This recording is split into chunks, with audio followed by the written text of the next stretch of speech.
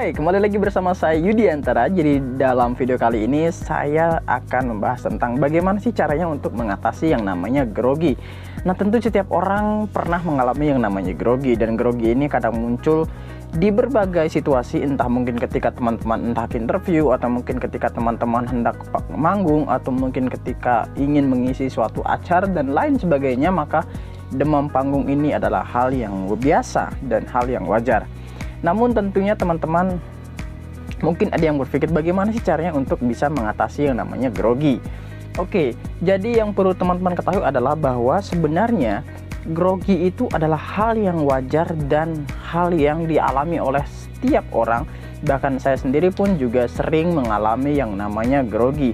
Cuman yang paling terpenting adalah bagaimana caranya kita untuk bisa mengatasi yang namanya rasa grogi. Jadi yang terpenting adalah bagaimana caranya kamu untuk bisa mengatasi rasa grogi ini sehingga kamu bisa percaya diri. Oke, jadi langsung saja. Yang pertama adalah lakukan persiapan sematang mungkin. Jadi ketika kamu ingin melakukan interview, atau kamu mungkin ingin menyampaikan sesuatu di depan panggung, atau mungkin kamu ingin melakukan suatu hal, atau mungkin kamu ingin menampilkan suatu pertunjukan, yang paling penting pertama kamu lakukan adalah kamu harus mempersiapkannya dengan semaksimal mungkin. Karena ketika kamu sudah melakukan persiapan yang matang, maka kamu pun juga akan merasa lebih percaya diri untuk perform. Berbeda ketika kamu harus manggung namun kamu tidak mempersiapkan diri, maka kamu akan merasa kurang percaya diri. Bahkan artis-artis dan aktor-aktor terkenal pun yang setiap hari berakting di depan TV, mereka pun juga melakukan yang namanya persiapan. Jadi persiapan ini adalah hal yang paling penting. Itu yang pertama. Yang kedua, kalian harus bisa mengatur dan memantau nafas kalian. Jadi biasanya ketika teman-teman grogi atau saya ketika sedang grogi, biasanya saya cenderung bernafas dengan tempo yang lebih cepat.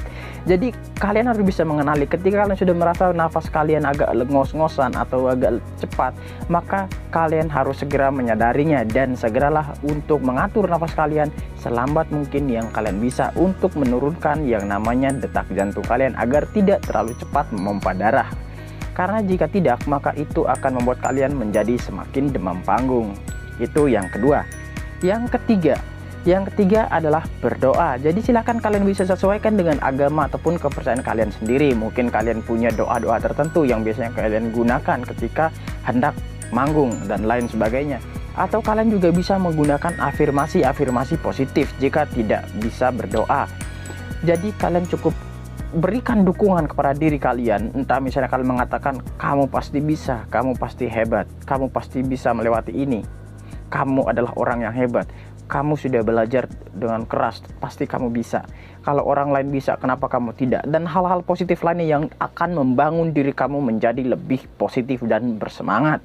Itu akan bekerja. Namun jika dilakukan dengan cara yang benar atau dengan tulus. Kemudian yang keempat adalah penjangkaran. Penjangkaran ini adalah bagaimana caranya kamu untuk memastikan atau mengunci mood kamu agar tidak berubah drastis.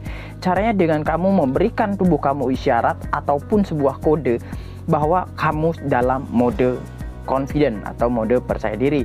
Nah, untuk penjangkaran ini kalian bisa menggunakan berbagai hal. Entah mungkin kalian memegang sesuatu, atau mungkin kalian bisa menggunakan tangan kalian sebagai isyarat ataupun kode.